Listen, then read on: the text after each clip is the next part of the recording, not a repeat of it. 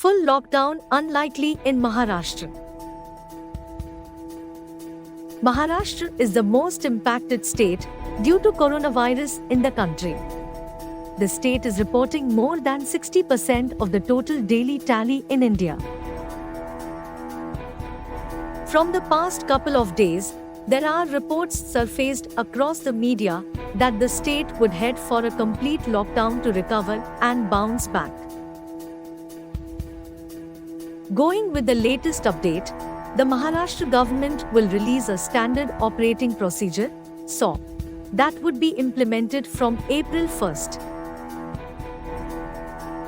Maharashtra reported more than 6 lakh cases in this month and 2,100 people passed away in March alone. The state also reported 32.21% rise in the number of coronavirus cases. Cities like Mumbai, Pune and Nagpur continue to report a huge number of cases. The state government is in plans to continue to run the local trains. There would be strict restrictions on restaurants, bars, malls, public places, pubs and other roaming regions. All the government offices would work with 50% attendance.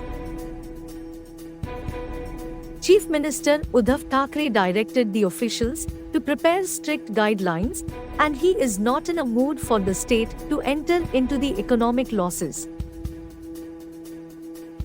Asim Gupta, Secretary, Relief and Rehabilitation Department told that the measures will be announced soon.